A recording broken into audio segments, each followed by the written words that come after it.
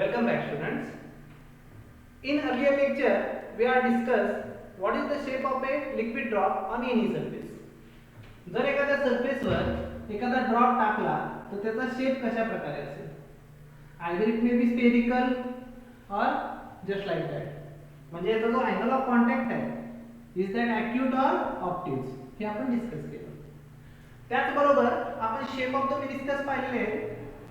एखाद्या capillary tube मध्ये liquid असेल तर त्याचा जो शेप ऑफ द मेनिस्कस आहे तो कॉन्केव आहे की कॉन्व्हेक्स आहे हे पण आपण डिस्कस केले.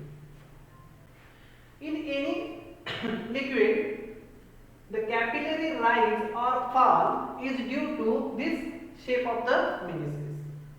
जर एखाद्या लिक्विड मध्ये मी कॅपिलरी टाकली तर याच्यातलं जे लिक्विड आहे ते either be rise or fall हे टोटली अवलंबून असतं ते शेप ऑफ द मेनिस्कस वर. आज आपण कॅपिलरी ऍक्शन बघणार आहे आणि त्याचबरोबर एक्सेस प्रेशर बघणार आहे इनसाइड द लिक्विड ड्रॉप. एखादा लिक्विड ड्रॉप असेल हा असा आहे याच्या आतलं प्रेशर हे समजा जर मी पी आय म्हटलं आणि बाहेरचं प्रेशर पीओ म्हटलं पी आउटसाइड या दोघांमधला difference P I minus PO हा किती असतो हे आपण आज डिस्कस करणार आहे. सिंपल फेनॉमेनॉन आहे आणि त्याचबरोबर कॅपिलरी राइज मेथडने आपण सरफेस टेन्शनचं डेरिव्हेशन बघणार आहे. दोन्ही पॉइंट आज आपण डिस्कस करूया. ठीक आहे तर स्टार्ट करूया.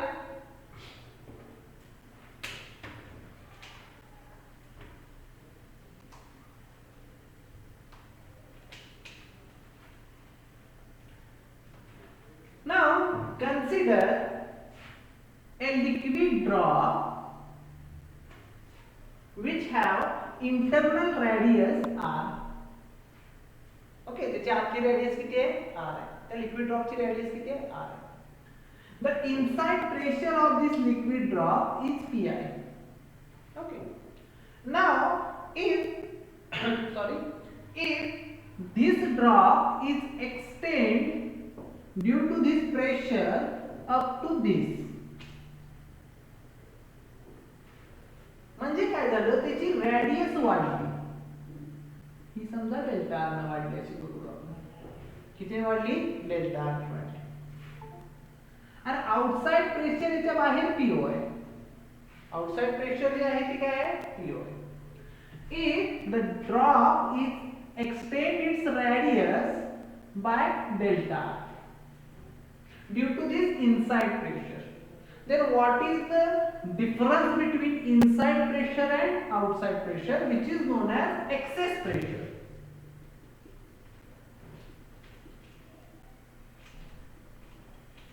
And we will find the formula for the excess pressure. Okay, हे शोधण्यासाठी आपण एक सिंपल फेनॉमेनॉन वापरूया. आधी काय करू आपण याचं एरिया काढू. या लिक्विड ड्रॉपचा एरिया काढू. ओके तर आपण सुरुवातीला काढणार area of the drop. Area of liquid drop. Liquid ड्रॉपचा आपण एरिया काढतोय. Area of the liquid drop is nothing but the area of the sphere because the drop is spherical and the radius is r. That's why the area of the drop is 4 pi r square. Okay, 4 pi r square. Now second term, area of this extended drop हा पहिला drop आहे. Okay जो extend झाला excess pressure मुळे काय झालाय? Extend झाला, मोठा झाला. ठीक आहे तर याचा वाढलेला एरिया काढूया म्हणजे total area of this new drop. Okay is area of new drop वाढलेला एरिया. ओके तो काय येणार? 4 पाय r त्याची काय असणार बाळ? सुरुवातीची r प्लस डेल्टा मुळे काय आपण असणार r plus delta r bracket square. Clear? हे एक्सपांड करूया. 4 पाय r square plus 2r delta r plus delta r square. बरोबर आहे. म्हणजे काय मिळालं मला 4 पाय r स्क्वेअर प्लस 4 टू जा 8 पाय r डेल्टा r प्लस 4 पाय delta r square. Okay, this is the area of neutron. आता आपण जे हे डेल्टा आर घेणार आहे हे खूप मोठं नसणार आहे कारण it is a very very small value and if we square of a small value एखादा 0.1 चा जर मी स्क्वेअर केला तर 0.01 येतो. म्हणजे it becomes smaller and smaller. Then the delta R square gives very small value, खूप कमी व्हॅल्यू मिळणार आहे आपल्याला. It can be neglected. त्यामुळे आपण इथे डेल्टा आर ची जी टर्म आहे here delta r is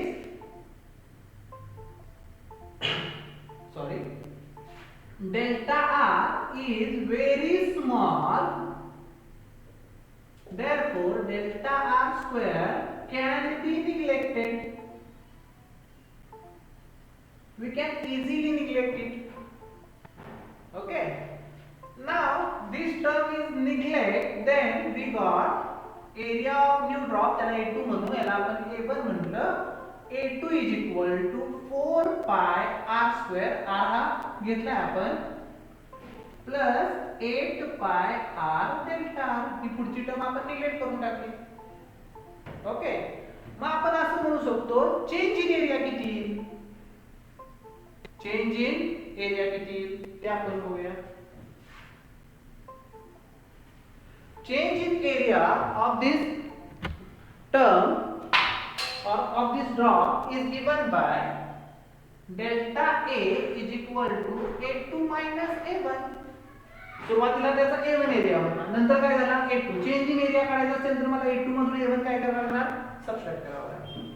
A2 minus A1, therefore we can write, okay, A2 ची ही टर्म आहे 4 pi r square plus 8 pi r delta r. Clear आहे बाळांनो. मायनस हा पहिला वाला 4 पाय r स्क्वेअर, हा 4 पाय r स्क्वेअर, हा 4 पाय r स्क्वेअर एकमेकातून काय झाला रे बाळ, कॅन्सल झाला. Then the delta a change in area,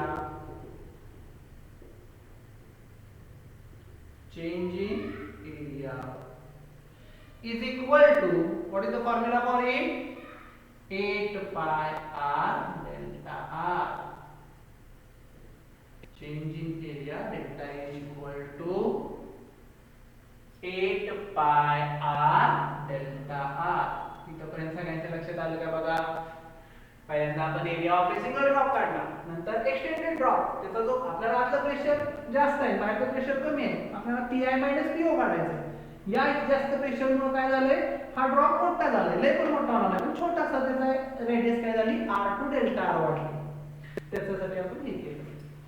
Okay, we all know that the work done required to increase the radius from r to delta. Work done dw म्हणू आपण त्याला किंवा delta w म्हणू. dw is nothing but surface energy झालाय formula आपला. Work done चा आधी सोडवलाय आपण. It is always given by surface tension of this liquid into change in area. Then the dw is equal to काय भेटणार बाळांनो, dw म्हणजे वर्क डन आहे ना बाळांनो. Work done is equal to हा टी सरफेस टेन्शन त्याचं जे असेल ते डेल्टा ए ची किंमत आपण इथे काढली आहे, म्हणजे काय येणार 8 पाय r delta r. Equation number second, equation number first.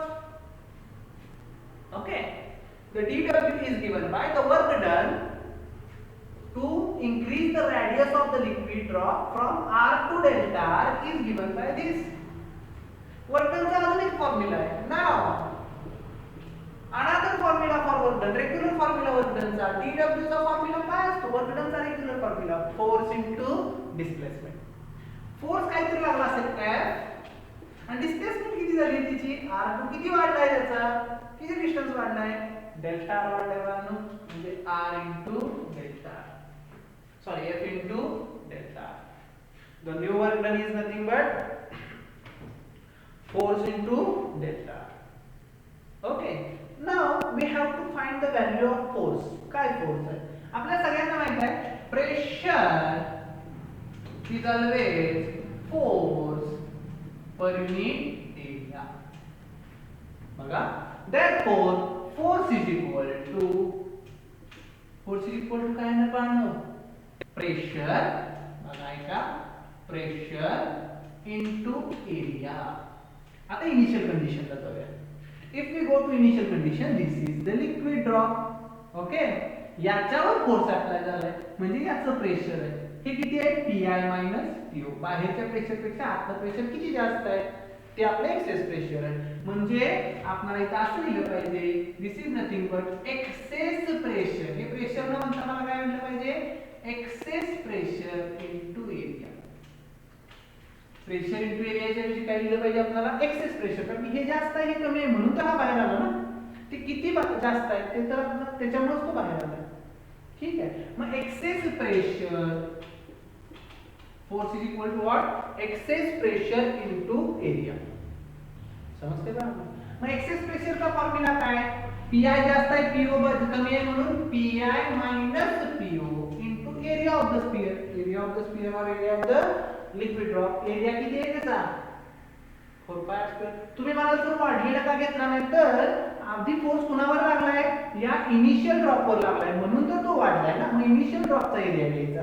Initial ड्रॉपचा area काय आहे 4πr². Okay this is the value of F.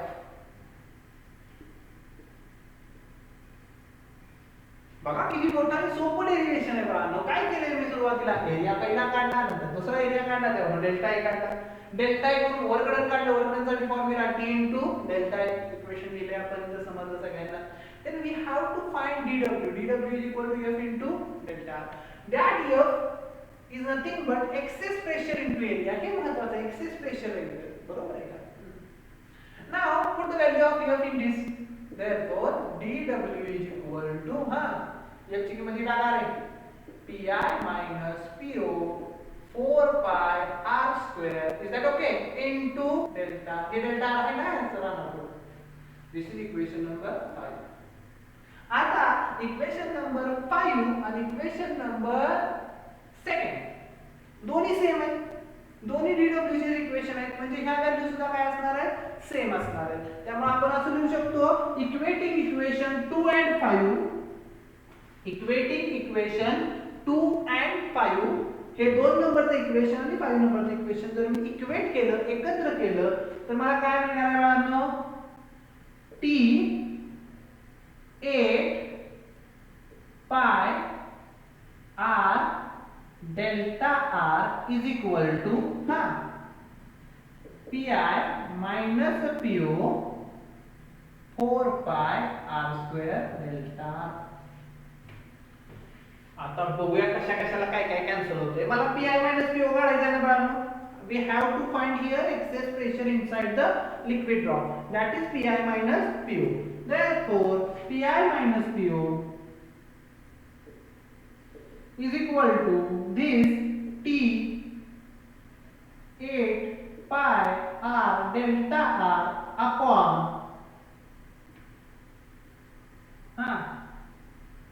4 pi r² delta r. बघा कशा कशाला काय काय कॅन्सल होतंय. पायला पाय कॅन्सल, r ला एक r कॅन्सल, डेल्टा r ला डेल्टा r कॅन्सल.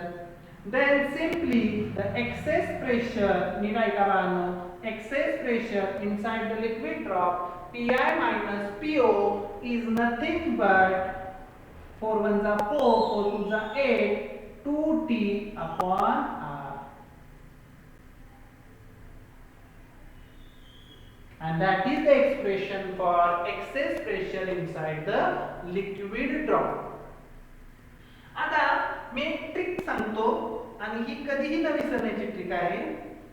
न्यूमरिकल मध्ये जर तुम्हाला लिक्विड ड्रॉप विचारला असेल तर तुम्ही फॉर्म्युला वापरता 2t upon r. But in some numerical there is a soap bubble.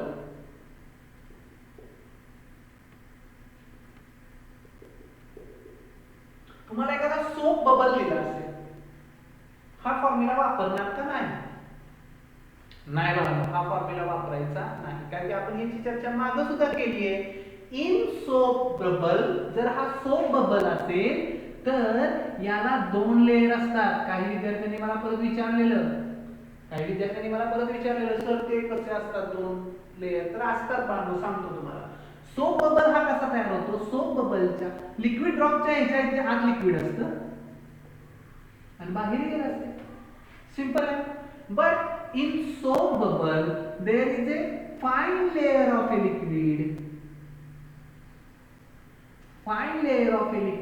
लिक्विडची एकदम पातळ रेंज असते. याच्या आत पण एअर असते आणि बाहेर पण एअर असते. जेव्हा सोप बबलचा आपण विचार करतोय तेव्हा याच्या आत पण एअर आहे आणि बाहेर पण एअर आहे. म्हणजे इट हॅव 2 सरफेसेस. पहा, लिक्विड ड्रॉपला एकच सरफेस असतो, म्हणून आपण एरिया काढताना सिंगल काढतो. आता इथं 2 एरिया काढावे लागणार आणि दोन्ही एरिया जवळजवळ सेम असणार, कारण की हा जो डिस्टन्स आहे हा निग्लिजिबल आहे ना, निग्लिजिबल आहे. त्यामुळे जेवढी रेडियस इथं असणार आहे तेवढीच इथं असणार आहे अप्रॉक्सिमेटली. बरोबर आहे का? म्हणून आपण इथं एरिया डबल झाल्यामुळे फक्त काय करतो, आलेल्या फॉर्म्युल्याला 2 ने मल्टिप्लाय करतो. मी मागे पण ही चर्चा केली आपण सोडवले पण त्याचं. बरोबर, मागच्या नाही का आपण ते रेक्टँग्युलर फ्रेम घेतलेली त्याला डिस्प्लेस केलेली. सेम तसं इथं बघा, सोप बबलचा फॉर्म्युला असतो Pi minus PO is equal to 4T/R. 2 ने काय करायचं, याला मल्टिप्लाय करायचं. बुक मध्ये दिलंय, इथं मल्टिप्लाय केलंय, त्याच्यानंतर मग सोडवलंय आणि मग हे शेवटी फॉर्म्युला आलाय असं दिलंय. पण आपण ट्रिक काय लक्षात ठेवायचं, सोप बबल आहे ना, 2 लेयर 2 ने मल्टिप्लाय करायचं, खतम का.